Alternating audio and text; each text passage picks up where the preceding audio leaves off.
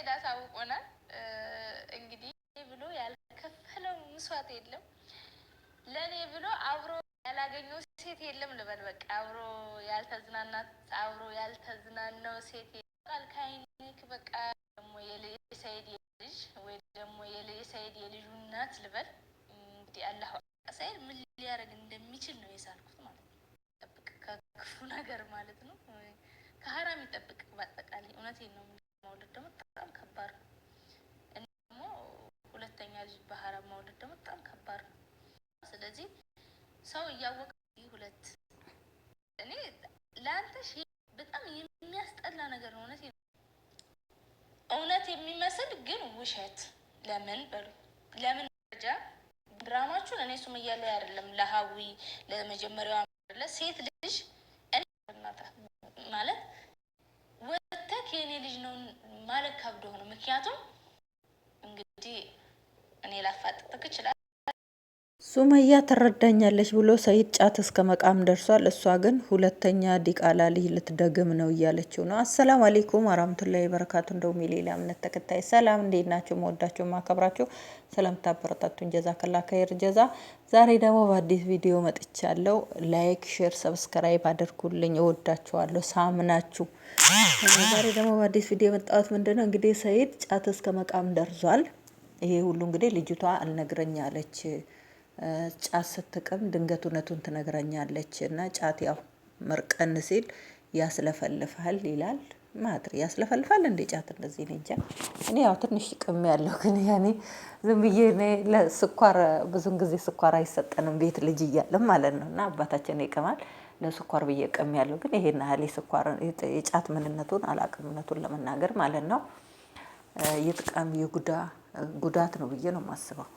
እና እንግዲህ ሰይድም እንግዲህ ልጅቷም ሌላ ታሪክ ውስጥ ገባች። ሰይድም ሌላ ታሪክ ውስጥ ነው የገባው። ግንኙነቱን ለመናገር ሱመያ ዝም ብላ እነሱ ስታያቸው ራሱ የልጅም ተመስጣ ሄዳለች። የት እንደሄደች አላውቅም። ሰነት እንደ ቃበችው ጫቱን እና ሰይድ በዚህ ናህን እውነቱን ለመናገር ሀቂቃውን የማንም ገዳፊ የማንም ነቃፊ አይደለም። ያው ሰውን በስራው ታመሰግኑታላችሁ፣ በስራው ተተቹታላችሁ ማለት ነው። ግን እንደ ሙስሊም እንደዚህ ወርደክ ስትገኝ በጣም ነው የሚያሳፍረው። እኔ ልጅ ኖረ ካልኖረ ከአገባኝም እሱ እኛ ዩቲዩብ ሊሸቀልበት ብለን ነው እንጂ እኛ የማንም ህይወት እንዲቃና እንጂ እንዲጣመም አንፈልግም። ማንኛችንም እውነቱን ስነግራችሁ ማለት ነውና በተለይ የመዳም ቅመም የማንንም ውድቀት ማፈልግ ናት። ጀግና የጀግና ሰው የጀግና ልጅ ማለት እና እንደ ሙስሊም ስናየው እንደ እምነታችን ስንሄድ በጣም ያሳፍራል ስራክ።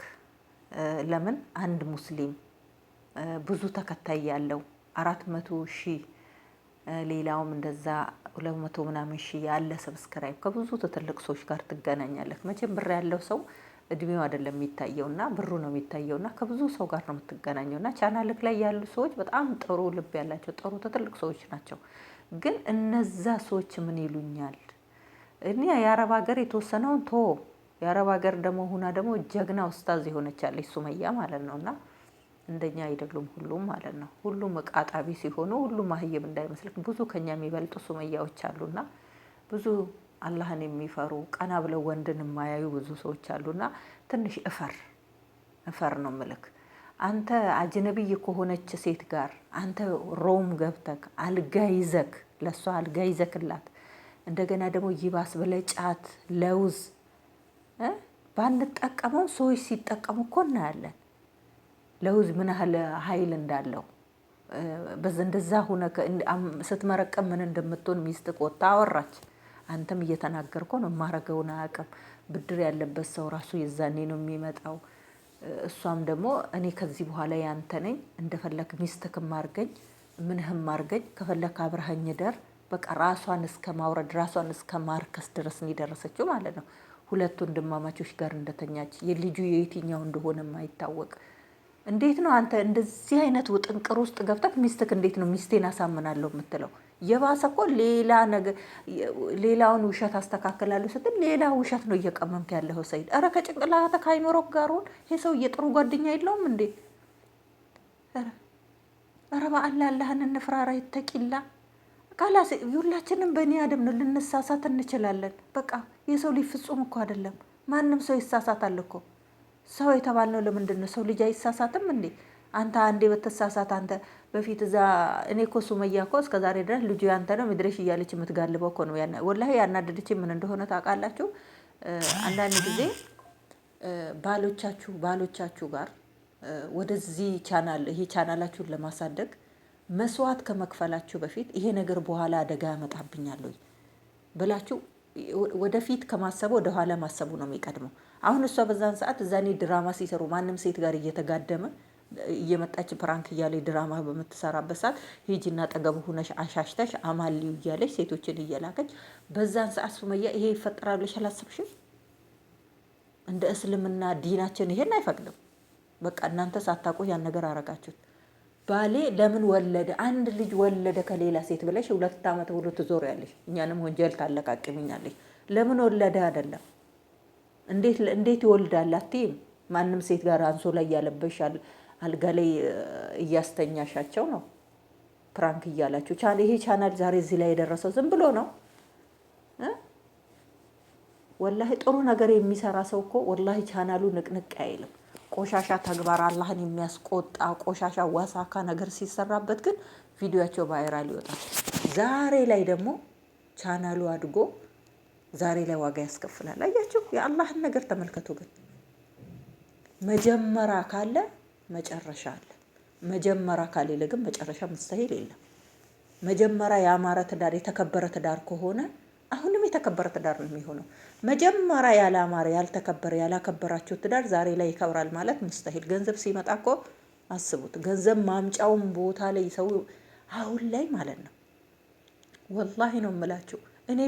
እኔ ወላሂ የኔ ቻናል ሼር ብታረጉ ወላሂ አትጎዱ፣ ትጠቀማላችሁ እንጂ ማለት ነው። አይታወቅም የአላህ ነገር። እናንተ ሆይ ሆይ የሚለውን ልትወዱ ትችላላችሁ። ግን እኔ አስመስዬም እዚህ ጋር ጥላቻንም ምንንም አይደለም ማወራው፣ ትክክለኛውን ነገር ነው። ቢያንስ ማላፍርበትን ነው የምሰራው ነው። ትክክል።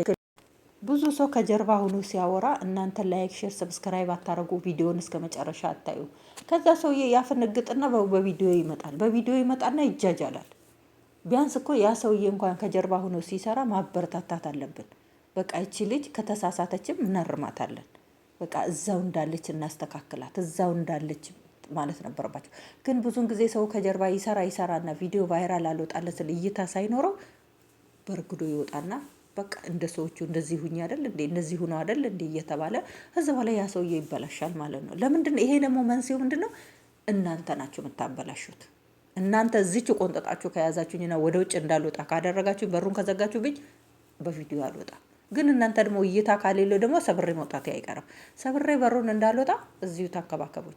እባካችሁ ሼር፣ ሰብስክራይብ፣ ላይክ አድርጉልኝ። ቪዲዮን እስከ መጨረሻ ይሶ